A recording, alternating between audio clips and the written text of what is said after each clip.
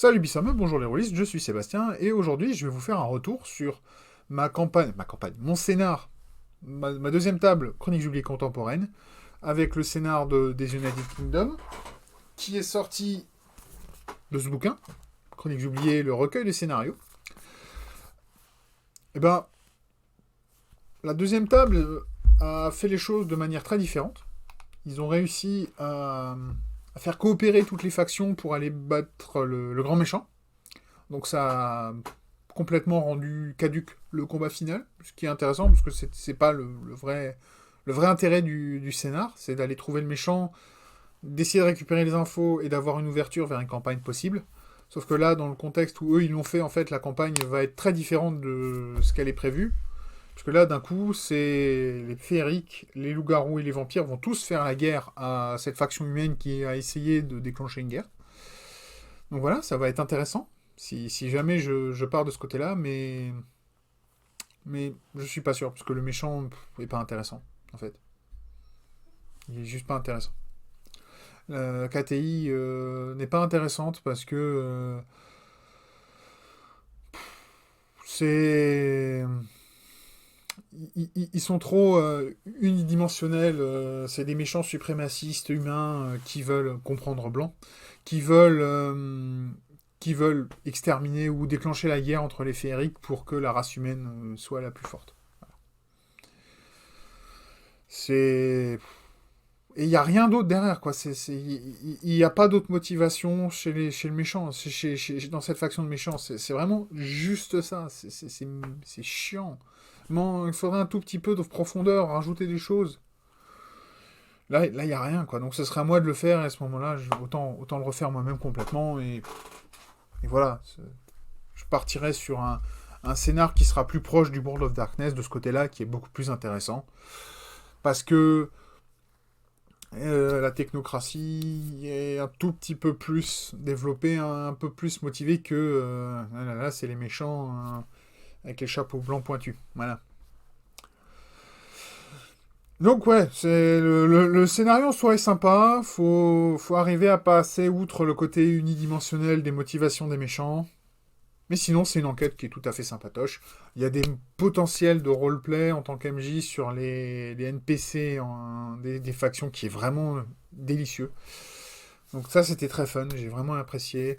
Mes joueurs se sont bien éclatés. Moi, j'ai eu un peu de mal à faire l'impro. C'est pour ça que j'ai voulu faire scénar. C'était pour sortir de ma zone de confort. Et ça a bien marché. J'étais vraiment pas à l'aise. Mais je pense que j'ai pu apprendre 2-3 trucs. Donc je suis très content. Au-delà du scénar, j'ai aussi appliqué 2-3 choses supplémentaires pour voir ce que ça donnait. Alors ça faisait 2-3 parties que j'avais activé la règle maison de François qui était de donner un bonus égal au rang d'une voix si la voix pouvait être justifiable dans l'utilisation du test. Donc genre, on fait un test de connaissance sur une arme à feu, sur les armes à feu, genre reconnaître une marque, reconnaître un modèle, si t'es rang 2 dans la voix arme à feu, tu peux mettre ton 1+2 à ton jet de dés. Voilà. Ça marche bien, c'est sympa, et ça donne une raison aux joueurs de prendre des voix, autre que débloquer des pouvoirs. Donc c'est un petit bonus passif sympa, qui marche bien. J'approuve François, je la garde. Merci beaucoup pour cette petite règle maison. Autre chose que j'ai essayé pour cette dernière partie, suite à mes 2 vidéos précédentes, j'ai décidé, j'ai dit à mes joueurs, ce soir je jette pas de dés, ce sera vous qui jetterez les dés pour moi. Ça s'est bien passé. Ça n'a pas ralenti le combat, ça n'a pas vraiment accéléré non plus, parce que pour moi, les ennemis, je les ai pas enlevés. Ils avaient le droit à leur jet de dés, ils avaient le droit de le rater et de le réussir. C'est juste que c'était la cible qui jetait les dés, donc c'était assez rigolo. Ça rendait les joueurs un peu nerveux, c'était rigolo. Et puis voilà, et puis moi, comme j'avais pas de écran du MJ, il n'y avait rien pour me masquer. Alors c'était chiant parce qu'il fallait que je cache la fiche des stats des ennemis. Mais c'est allé, donc voilà. L'écran du MJ, généralement, de toute façon, quand moi je l'ai, j'ai tendance à le poser de côté et pas me séparer des joueurs. Ouais, je vais même carrément, parfois, mettre la face MJ, donc la face avec les tableaux et tous les rappels des règles, je vais les mettre assez accessibles aux joueurs, parce que des fois, il y a des infos qui sont utiles aussi pour les joueurs. Donc voilà, c'est pratique aussi de faire comme ça.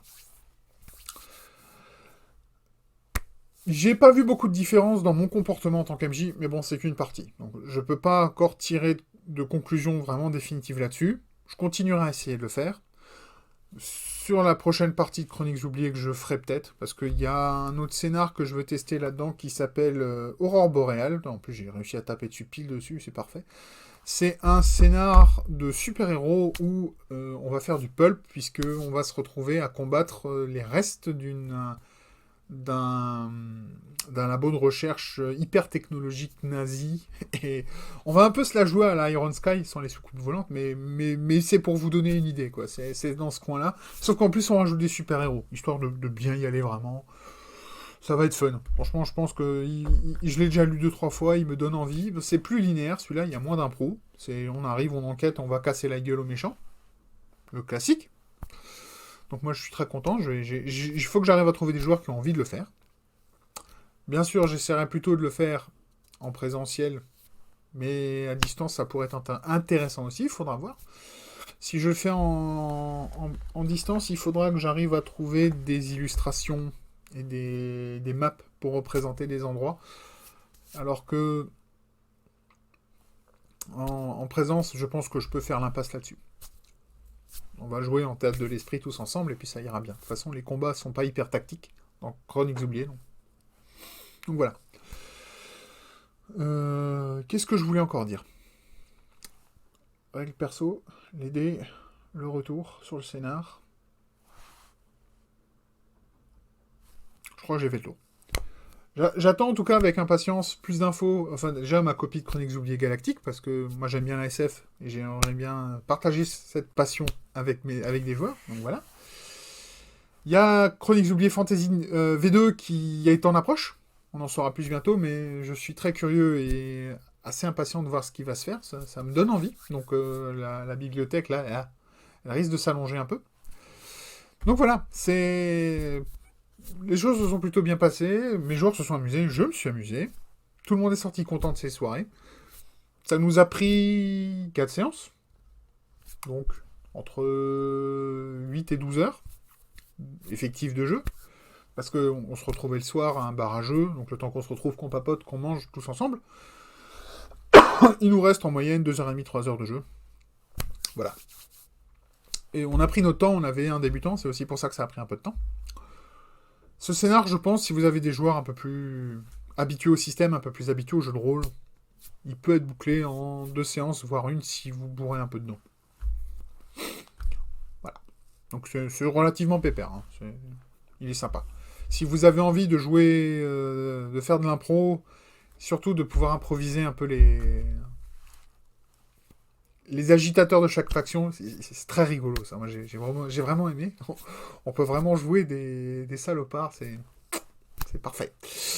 Voilà. Sur ce, je vous remercie de votre attention. Je vous dis à bientôt pour la prochaine vidéo qui vous parlera de... je ne sais pas encore. En tout cas, en attendant qu'elle arrive, je vous dis à tous merci et bisbol. À bientôt.